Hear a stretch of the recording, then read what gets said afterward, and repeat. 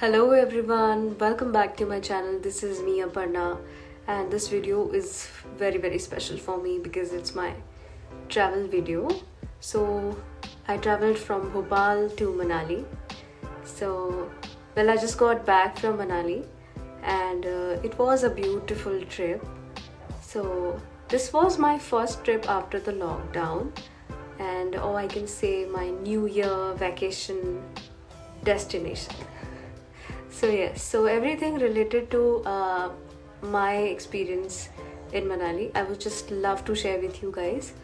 I went to Manali for the very first time in my life. Like मेरा first time था ऐसी snow वाली जगह पे जाना.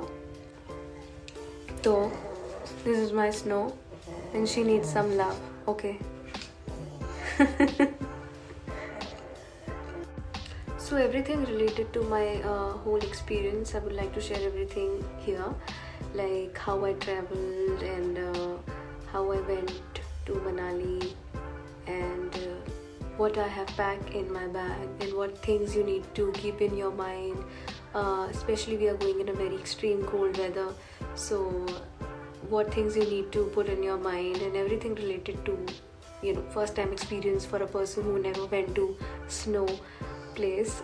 So this video is going to be a very interesting one, but I just don't want it to make it too big. So let's begin.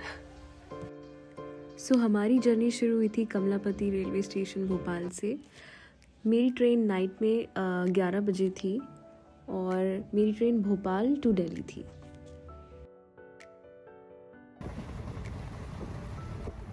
हमारी train Hazrat Nizamuddin station पे रुकनी थी एंड हम 11:30 AM में दिल्ली पहुंच गए थे.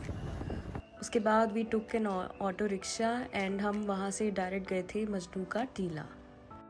हम डायरेक्ट मजनू का टीला इसलिए गए थे क्योंकि हमारी जो वॉल्वो बस जो मनाली जानी थी वो वहीं से हमें मिलनी थी एंड हम वहाँ यहाँ स्टेशन से डायरेक्ट हम मजनू के टीले में ही उतरे थे. सो दिस इज़ मजनू का टीला. यहाँ पे लाइन लगी थी सारी बसेस की.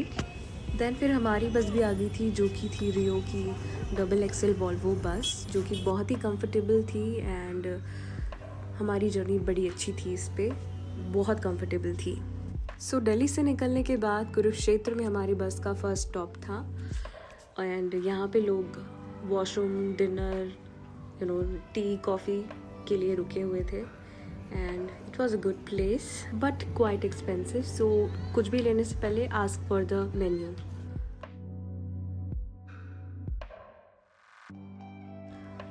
मॉर्निंग में 6 बजे मेरी नींद खुली एंड मैंने बाहर देखा. the view was so awesome and so cold और बहुत ठंड लग रही थी. इवन हमारे बस में हीटर चल रहा था फिर भी. अभी हम कुल्लू क्रॉस कर रहे थे एंड ठंड मुझे फील हो रही थी कि कितनी ज़्यादा होने वाली है मनाली में. It was raining there and Manali में भी बारिश ही हो रही थी. Around 8 AM we reached Manali bus stand and मैंने मनाली को जब पहली बार देखा था तो वो कुछ ऐसा दिख रहा था.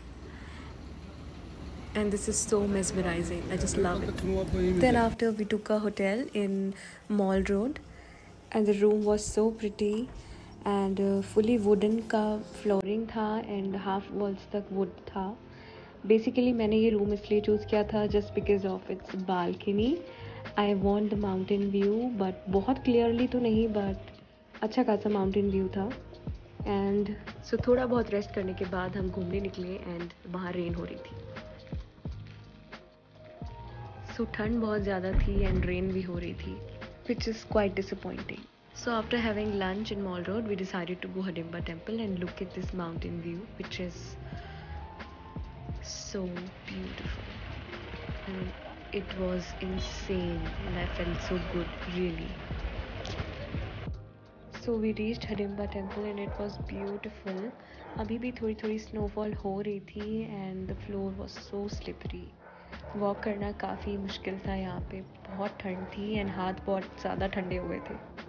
टेम्पल की वाइब बहुत अच्छी थी एंड हम बहुत थक गए थे एंड फिर हम होटल वापस गए and then next day I woke up to this beautiful view. हर जगह सिर्फ स्नो ही स्नो दिखाई दे रही थी लाइक डे 1 सिर्फ पहाड़ के ऊपर ऊपर स्नो थी एंड आज पूरे जगह ही स्नो थी. सो स्नोफॉल तो नहीं रुक रही थी बट हमें तो घूमना था, so we decided to go Solang valley today. And so chances बहुत कम थे सोलांग वैली पहुंचने के, but I was happy with the views. Like look at the view, it was so beautiful.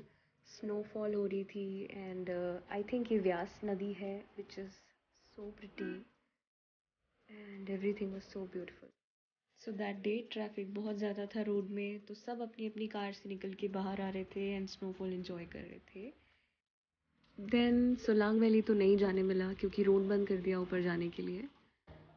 So I was like quite disappointed, but then we reach to this place. और हमारे लिए तो यही सोलांग वैली था. ये Solang valley से कुछ kilometres पहले था एंड यहाँ सारे टूरिस्ट ऐसे उतर के इंजॉय कर रहे थे. And I was like fully enjoying the moment, क्योंकि पता था कि सोलांग वैली नहीं जाने मिलेगा, बट ये जगह ही मैं खुश थी and I was happy with the place and pretty satisfied with the place. So and I was literally so happy there. It was so fun. So after spending some good time, we decided to go back and as you can see कि कितना ज़्यादा snowfall अभी भी हो रहा है and ये snowfall होता ही रहा है throughout the evening, throughout the night, but I was still capturing all these views into my memories and they are so precious for me. मेरा snowfall का ये जो experience था, ये first experience था, भले ही बहुत ज़्यादा अच्छा नहीं था but it was good. And मेरा स्नो देखने का जो ड्रीम था वो मेरा कंप्लीट हुआ and it was so amazing. One thing I just love about this place is these trees. ये जो देवदार के ट्रीज हैं, they are so beautiful. So it's already 6 in the evening and हमारी कुछ देर में बस है दिल्ली वापस जाने के लिए. लाइक ऑफ कोर्स मेरा जाने का मन तो नहीं था, but I was quite disappointed with this thing कि स्नोफॉल बंद ही नहीं हो रहा है एंड हमें कहीं जाने को मिल ही नहीं रहा है. लाइक अटल टनल भी नहीं मिल रहा जाने को, वो भी बंद है एंड सोलांग वैली तक जाने नहीं मिला. So it was disappointing. So I decided to go back.